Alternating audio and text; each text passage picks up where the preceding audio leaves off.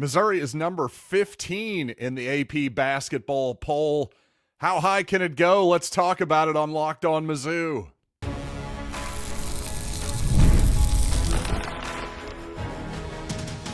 You are Locked On Mizzou, your daily podcast on the Missouri Tigers. Part of the Locked On Podcast Network, your team every day.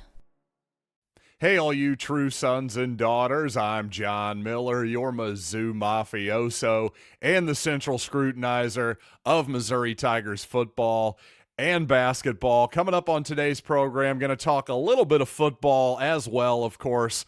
You know, honestly, why is it so difficult for people to figure out where to rank Beau Pribula in the SEC? Frankly, ranking all the SEC quarterbacks in 2025 is not the easiest thing in the world. I do want to remind you that today's episode is brought to you by FanDuel. Right now, new FanDuel customers can get $150 in bonus bets if your first $5 bet wins. And as I said in the cold open there, Missouri up to 15th in the AP poll, 16th in the coaches poll. And I got to say, I don't think Missouri is finished. I think Missouri is going to finish higher than that. In fact, if I were a betting man, and, well, I like to dabble on occasion, I'd say Missouri will finish higher than 15 on that final poll of the regular season. Well, and after the SEC tournament as well, the Tigers have a good shot to make a run in the SEC tournament. And I think in March Madness, absolutely as well, because Missouri, obviously, right now, if you look at 15th, well, you're looking at a 4 seed there in the NCAA tournament. 4 times 4, pretty easy math there, no problem. But I really think that once you're in that 4 line or higher, generally speaking, that's the type of team that I'm going to look at to possibly win the whole thing. I think you have a chance at that point. And again, that's loose math there. That's just sort of generally speaking. But also generally speaking, I think this Missouri team fits the profile of a team that I would pick objectively to make a deep run in March. In particular, there's a couple elements here for the Tigers that I always look for in a team that I'm going to have make a run, especially, hey, if I'm going to take a 4 seed, for example, to make the Final Four, something like that.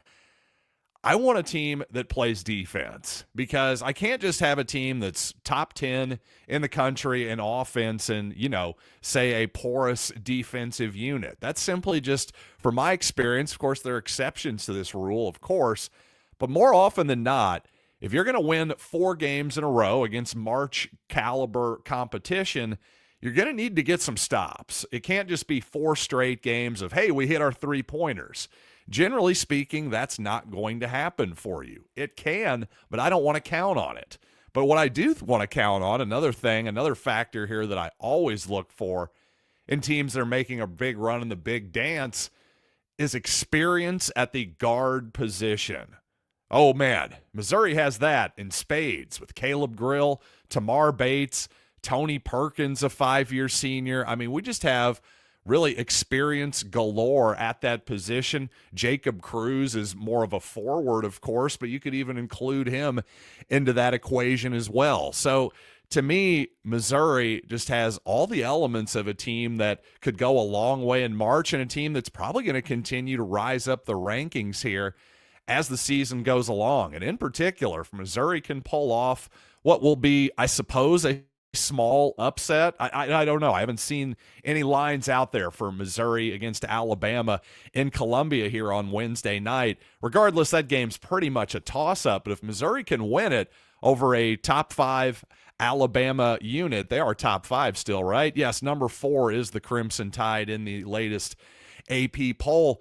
The Tigers can pull that one. Well, that's yet another incredible feather in their cap, and just was going to make them, I think, easily a top 10 team. Then you're talking 3 seed, possibly 2 seed is the upside then, I think, for Missouri. I don't know if Missouri can get a number 1 seed without maybe winning the SEC tournament, that type of deal, and probably running the table on the rest of these games as well, which isn't off the table either. After Alabama, you've got a fairly favorable schedule for Missouri, 3 road games against teams Missouri has already defeated this season in Arkansas, Vanderbilt, and Oklahoma.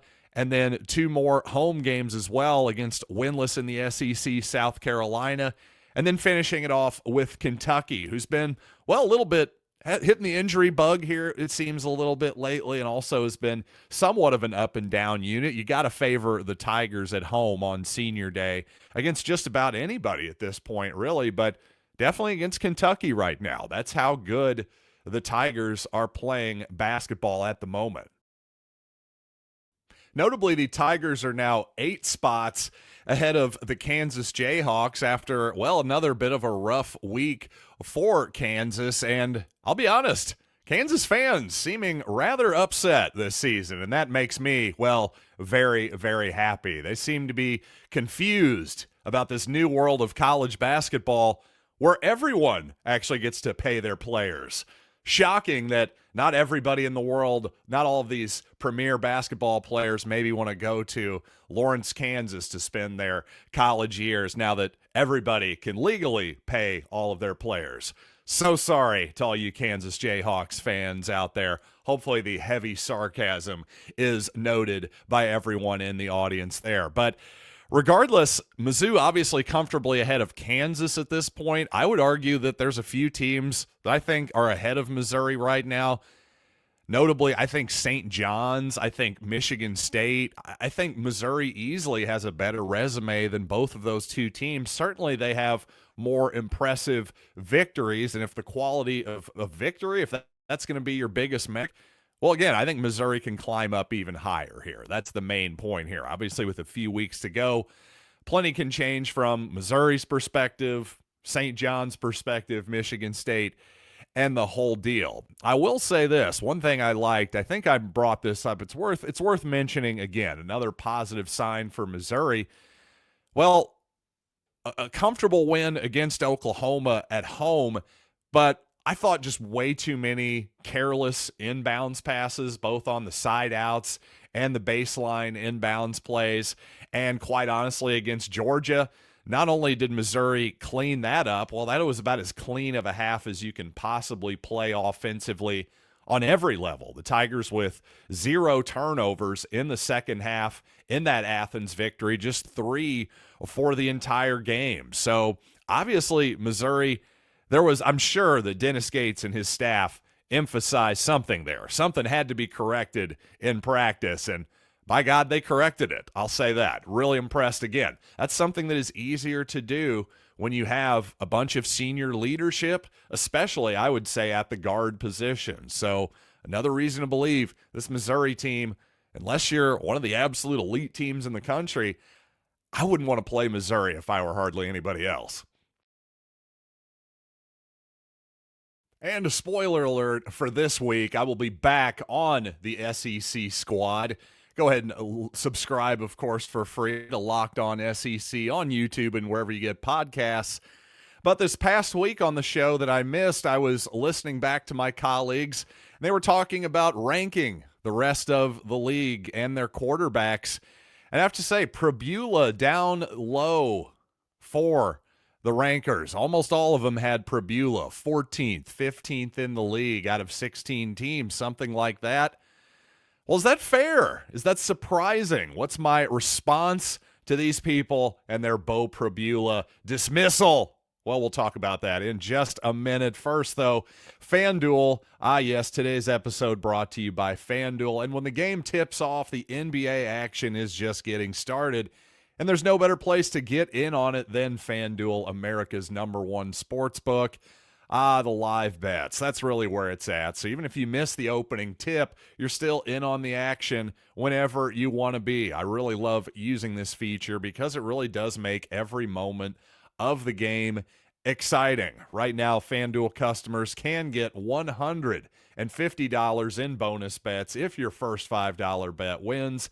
Just visit FanDuel.com to join today. That's FanDuel.com for your shot at $150 in bonus bets. Make every moment more with FanDuel, the official sports betting partner of the NBA. So just for a good visual aid for those of you on YouTube, I'll pull up just a list here of 1 through 16. This was compiled by John Williams of Locked On Sooner. So this will give you a good idea of where the general consensus here is on SEC quarterbacks. Of course, that's Garrett Nussmeier there, LSU's quarterback, at the very top of the list here, number 1. Again, this is more or less the consensus of my hosts. By the way, Garrett Nussmeier, his father, Doug Nussmeier, looking like he might be the next offensive coordinator of the New Orleans Saints. So there's your, once again, another Kirby Moore update for you. Frankly, we're now a week into Kellen's hire. I think Kirby's probably going to be sticking around at this point. I think my original instincts were correct there. But regardless, we're talking about quarterbacks here. And once you get past, I think there's plenty of people who have questions about Garrett Nussmeier. I think he's a good player. But maybe for number 1 in the SEC, all right, we can quibble a little bit. But what I think is interesting, number 2, Lenoris Sellers, is a 19-year-old young man who just played his first season with South Carolina. I really like his talent. I don't know that he's a sure thing. I could say the same thing about DJ Lagway of Florida, who's 3rd on this list, and also Arch Manning as well, the new Texas quarterback. Of course, you think he's got all the talent in the world, but he wouldn't exactly be the first talented player to maybe not quite live up to the billing. That's not my bet, by the way. My bet is that Arch Manning will probably be number 2, maybe 3 at worst at the end of the season on this list. That's my prediction. But now you're getting to number 5, John Mateer with the Oklahoma Sooners. I think that's a good fit. I think he's a good player. But again, we're talking new place for a team that wasn't very good offensively last season. New offensive coordinator for Oklahoma, too. His offensive coordinator from Washington State. So hopefully the fit's going to work out. Now, Nico Iamaleava, number 6.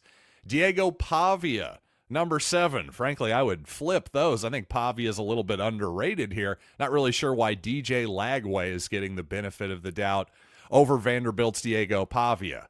But now Taylon Green at number 8 here. See, now here's where I'm drawing a serious line here, because while Green is a good player, a talented player, he also is the physical embodiment, in my opinion, and spiritual embodiment, maybe more specifically stated, of the Arkansas Razorbacks, the high variance Hogs last season, a team that certainly had talent, but a team that would frequently shoot itself in the foot. And I think, well, a lot of that was on Taylon Green, to be brutally honest with you. So to me, you get past that. Now Jackson Arnold, number 9. Speaking of Oklahoma quarterbacks, well, he's now with the Auburn Tigers and Missouri. Well, we just saw Jackson Arnold last season, strip-sacked him at the end of the game for the victory, did Mizzou. And now we'll face him next season at Jordan-Hare Stadium. Also, again, the rest of these guys, it's just all a bunch of new faces. Except Marcel Reed, who was, of course, the backup for a lot of the season for Texas A&M, Gunnar Stockton, Ty Simpson at Alabama. To be honest with you, from what I've heard from my colleagues around the league, I'm not so sure that Gunnar Stockton is going to be your starter at Georgia. Same deal with Ty Simpson. I think there's a good chance that Alabama goes with a younger player at the quarterback position here. So all of this big build-up here to where you see Beau Pribula at 14, to me, I don't think it's insane by any stretch of the imagination to put Pribula at 14. I also don't think it would be insane to put him at number 8 either. Because, frankly, the only reason you're putting Jackson Arnold and Taylon Green above him is simply experience. And while experience is important, no doubt, it's also not everything. And at a certain point, you see enough of a quarterback and you go, wait a second, I think I know who this guy is. And at the end of the day, I'm a little bit underwhelmed. So Pribula, a guy who has a bunch of upside, a guy who's coming into what should be a good Missouri team, to me, he has every bit, if not more, upside than Taylon Green, than Jackson Arnold, certainly Ty Simpson, Gunnar Stockton. But to me, I think just based on, hey, those are traditional SEC programs, obviously, I think there is still a bit of an anti-Missouri bias happening in this league, and yes, with my beloved colleagues as well. And back to thinking about Tiger basketball, you heard me go over what I think a couple of really important strengths are for Missouri. They can play defense, and they have excellent experience and have really good guards that have a lot of experience, by the way. I think that's a great formula for March. But if I'm going to take the bear case, if you will, the other side of the trade, well, I got to ask myself, are there any weaknesses for this Missouri basketball team? Well, of course, the Tigers are not perfect, and maybe their biggest problem, in my opinion, is that their half-court offense can tend to stagnate when the three-point shot is not falling. But I will say that gives the Tigers something in common with a lot of teams across the country. Really, though, when I look at the whole landscape of college basketball right now, I think Missouri played the best team in the country already this year. I think Auburn is the best team in the entire country, and if it's not them, it's probably the Duke Blue Devils. Outside of Duke and outside of Auburn, there really is not a team that I'm afraid of in the country. Now, that doesn't mean that I think Missouri is absolutely the number 3 team in the country with a bullet. I'm not going that far with it. What I'm saying is I just don't think the gap between whoever the number 3 team in the country is, and it may well be the Alabama Crimson Tide, by the way, Missouri's opponent in Columbia on Wednesday, but whoever that team is, I just don't think the gap in skill and ability is very big between what is now the 15th ranked team in the country, Missouri, and again, whoever is 3rd, 4th, 5th. I just don't think there's a huge difference there. Again, I do think, though, that Auburn and Duke probably are a cut above everybody else at the moment. By the way, I'm curious for those of you sports fans out there in general. I want to talk about Missouri's NFL guys here in just a second, but quickly, do you like it better how the NBA does its draft when it's basically a week after the NBA finals? Hey, it's draft time. Or do you like it better the NFL, there's basically another 2 months until the NFL draft? Is it better to have another event a couple months out, or do you like it immediately after the season? Just kind of curious everybody's take there. But regardless, 4 Missouri football players have been invited to the NFL Draft Combine later this month in Indianapolis.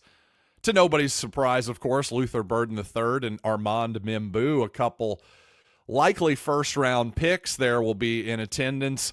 Also, Theo Weiss and Brady Cook as well. And I was happy to see Brady get the invite. Wasn't necessarily surprised, just happy to see it. It means that Brady, well, he really is on NFL radars right now with that combine invite. Could he be a 7th-round pick, maybe somewhat of a priority signing as an undrafted free agent for somebody? We shall see. I think it's possible. He's a guy that has so many intangibles. He's definitely gonna crush it in the interview process. There's absolutely no doubt about that. One thing that did surprise me, though, is that Johnny Walker did not make the camp combine invite list.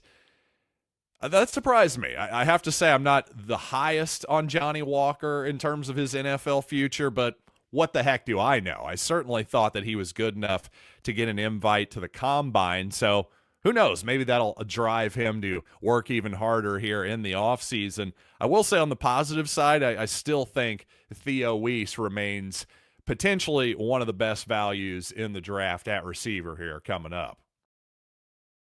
You know what? Coming up, my final segment is not going to really be Mizzou related. I got to be honest, but there's something I want to get off my chest about sports in general and really basketball specifically. One thing I like about this Missouri team this season, hey, here's the Missouri tie-in, I suppose. One thing I like about the Tiger basketball team this season, well, it just seemed to have, there's just been a great back and forth and rapport, I think, with the fans and this team, and just nothing but love from the team to the fans and all that stuff, and the guys just embracing the students and the town and all that good stuff. Well, that hasn't always been the case here lately with the National Basketball Association, and, well, I think that kind of came a little bit to a head this weekend.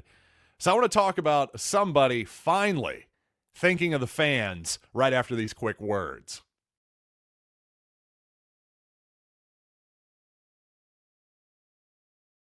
So if you listen to this program, there's a good chance you enjoy sports talk. And if you enjoy sports talk, well, it's almost impossible, whether you're an NBA fan or not, to miss all the talk about the NBA's declining ratings here this season and just that overall trend for the past few seasons. And I'll just say from my perspective, I think some of the analysis of that is, well, it's a little bit overly analyzed, to be perfectly blunt, because from my perspective, I just think the NBA's really biggest problem right now is they have a bunch of aging superstars who are the most famous guys in the league. I'm talking about LeBron, Steph Curry, Kevin Durant, a bunch of guys who, frankly, have already been to the top of the mountain. What do I really care if Stephen Curry, again, from a casual fan's perspective, he's already got 4 championships.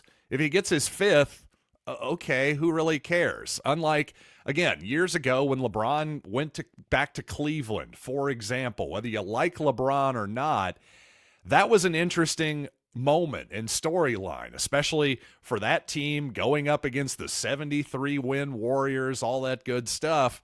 Well, that was an incredible moment for the league. Ratings were sky high compared to what they are today. So to me, it's not really about it's about finding new stars, the next group of stars for the NBA, for the casual fan to care about. Well, unfortunately, Chris Paul, I thought, made Victor Wembanyama, who very well could be the next big star that casual fans glom onto. Certainly the NBA hopes so. I thought Chris Paul made him look like an absolute chump this weekend. If you missed it, well, you're probably not alone. Not very many people tuned in to the NBA All-Star Weekend this week. There's a lot of reasons for that, but one of them is apparently the players do not give 2 craps about NBA All-Star Weekend anymore. It's been years now where the best players have decided that they're too cool to be in the dunk contest. Well, now, speaking of Stephen Curry, he was apparently too cool to be bothered to be in the three-point contest this year. Listen, I know he's done it a bunch of times. Maybe that isn't that big of a deal. The point is there was 0 star power in the biggest 2 events. And then the skills challenge, which admittedly means absolutely nothing and always has. But Chris Paul and Victor Wembanyama, who led off the skills competition, decided, obviously by the lead of Chris Paul, we're going to bypass our jump shots here, just throw the ball out of bounds basically and make a complete farce of this competition, because he thought he had hacked the rules basically. Like, aha, we'll take the penalty, but it'll be worth it because we can get through the obstacle course that quickly. Well, the NBA DQ'd him for this, and he could not have looked like more of a dork, to be honest with you. But this is Chris Paul. This is how this guy thinks. He was the guy who thought it was a good idea when he was in college to punch Julius Hodge in the groin. That is exactly who Chris Paul is. I just thought it was ridiculous. You've got people who are paying big money to go to this thing. Yes, I know they're not there for the skills competition. That's not the point. I could not believe that I saw Warren Sharp, whose football mind I really respect, tweet out that, well, hey, design a better game, make the rules better so they aren't able to be hacked, that type of deal. Well, first of all, he was disqualified, but that defense utterly and completely misses the point. NBA All-Star Weekend is a showcase for the league. It's for the casual fans. There are people who had never seen Victor Wembanyama in their entire lives, and that was their first impression of him, that he's this big dork that apparently is too good to even try in the skills competition. No, we're just going to try to cheat our way through something that, by the way, again, means absolutely nothing. Who cares if you win the skills competition or not? The point is the showcase, the game, the whatever it is. If you want to get rid of the skills competition, fine. I was frankly outraged at this, because Chris Paul is a 40-year-old man. He was the president of the Players Union for 8 years. Apparently, it's more important, though, for him to just, try to trick the officials like he's James Harden pump faking for the 1 millionth time to try to draw a foul because somebody's arm is hanging over him or something like that. I just don't understand why nobody realizes that, hey, the fans can go away. This is not a guarantee. It used to be a cliche that, hey, thanks to the fans, we couldn't do any of this without them. When's the last time you heard an NBA player say that? I got to tell you, it could not have been a bigger contrast, by the way, with Kyrie Irving this NBA All-Star weekend. Kyrie Irving has gotten a lot of crap lately. Some of it deserved, some of it not, quite honestly. But when he was out there warming up, he was getting the fans involved, passing him the ball, having him throw him alley-oops that he would lay in, that kind of stuff. One young lady who was in the corner, Kyrie passed her the ball. She knocks down a three, and her friends are just going wild and making a memory that's going to last a lifetime. You're making fans. You're making new fans. You're solidifying those player-fan relationships that are never going to crumble. And by the way, NBA All-Star Weekend, it's about making new fans. It's specifically about making new children be fans, because for most people, that's where the hook is set. Whether you're a Missouri fan, a St. Louis Cardinals fan, Kansas City Chiefs, NBA in general, whatever it is, 9 times out of 10, those people became that when they were kids. So guess what? If I'm a kid and I just watch Victor Wembanyama, oh, let's see what this guy's all about, I learned that he's a chump, basically. So thank you, Chris Paul. Thank you so much for having absolutely no idea of the moment. It's not about you, Chris. It's not about you. I don't know, trying to be the smartest guy in the room. All you did was make yourself look like an absolute chump and an idiot. I'm sorry. I thought that was embarrassing. Do we not want to grow this game? Bill Russell and Bill Walton must be rolling over in their graves right now. They're going, oh, gee, thanks, Chris. We built this entire league for you. I'm glad you're making $50 million a year this season. I'm glad that the TV contracts are in, but you know what? In 20 or 30 years, it would be nice if this thing could keep growing, because I sure love the sport of basketball. It's done a heck of a lot for Chris Paul, and I thought he frankly showed the game and the fans disrespect on Saturday night. You can say, well, you're being corny because it's the skills challenge. I disagree. I think you're completely missing the point. The point here is it's about the fans, and Chris Paul, frankly, has gone on too much lately. Just too many middle fingers to the fans these days, and I don't like it whatsoever. It's all about the players versus management or whatever.